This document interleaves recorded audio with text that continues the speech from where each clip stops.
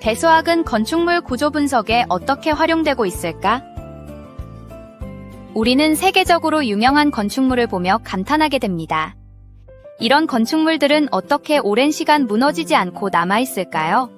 파리의 에펠탑, 로마의 콜로세움, 인도의 타지마할처럼 오랜 시간 사랑받아온 건축물들을 보면 공통적으로 두 가지 특징을 가지고 있습니다. 역사적 가치와 독창적인 디자인을 지니고 있으면서도 오랜 시간이 지나도 무너지지 않을 만큼 튼튼하게 지어졌다는 점입니다. 이처럼 아름다움과 견고함은 어디에서 나올까요? 그 중심에는 대수학이 있습니다. 눈에 보이지 않지만 건물의 구조와 균형은 대수학의 방정식과 계산을 통해 설계됩니다. 작은 건물부터 높은 빌딩까지 대수학은 보이지 않는 기준이 되어 전체 구조를 지탱합니다. 건축이 기하학과 밀접한 관계가 있다는 사실은 잘 알려져 있습니다. 우리가 보는 건축물의 형태 역시 이러한 원리에서 출발합니다. 하지만 형태만으로 건축물이 완성될 수 있을까요?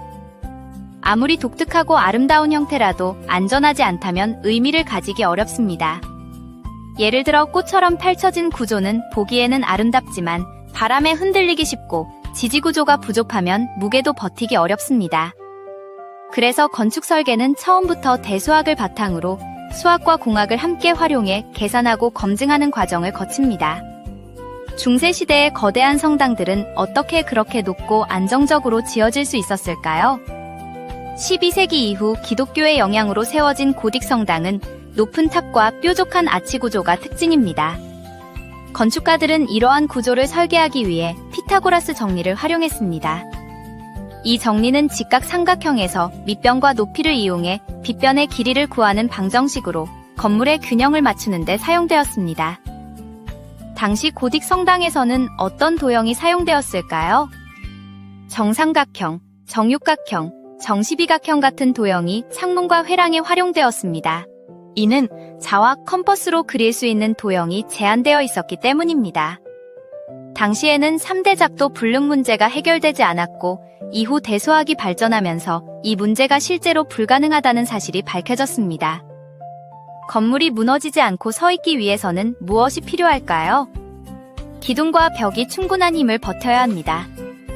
이 힘은 방정식으로 계산하고 그 결과를 바탕으로 안전한 설계가 이루어집니다. 건물 내부 공간은 어떤 기준으로 나뉠까요? 아파트를 예로 들어보면 제한된 면적 안에서 거실, 침실, 주방, 욕실을 효율적으로 배치해야 합니다. 이 과정은 단순한 배치가 아니라 조건을 만족하면서 가장 합리적인 구조를 찾는 문제입니다. 즉, 대수학의 방정식을 활용해 최대값과 최소값을 구하는 과정입니다. 건축에서는 비용 역시 중요한 요소입니다. 건물의 크기와 형태, 벽과 바닥 구조를 바탕으로 필요한 자재의 양을 계산하고 공사기간과 인원, 장비 사용 조건 등을 변수로 놓아 전체 비용을 하나의 식으로 나타냅니다. 이렇게 대수학은 건축 설계뿐 아니라 비용을 예측하고 결정하는 데에도 활용됩니다. 특히 고층 건물에서는 바람의 영향이 크게 작용합니다. 높이가 높아질수록 바람의 힘이 강해지기 때문입니다. 이때 적용되는 것이 베르누이의 정리입니다. 공기나 물과 같은 유체의 흐름에서 속도와 압력, 높이의 관계를 나타내는 방정식으로 바람의 영향을 예측해 건물 설계에 활용합니다. 실제로 안정성을 높이기 위해 모양 자체를 바꾸기도 합니다. 대표적인 예가 모래시계처럼 가운데가 잘록한 건물입니다. 원자력 발전소의 냉각탑이나 일본의 고베타워 역시 이러한 원리로 설계되었습니다. 이러한 구조에는 쌍곡선의 방정식이 적용되어 외부에서 가해지는 힘을 분산시킵니다. 다만 공간 활용 측면에서는 비효율적인 부분이 있어 안정성이 중요한 건축물에 주로 사용됩니다. 많은 사람들은 건축과 대수학을 서로 다른 분야로 생각합니다. 하지만 두 분야는 깊이 연결되어 있습니다. 두 분야 모두 보이지 않는 구조를 설계하고 그 안에서 균형과 아름다움을 만들어냅니다.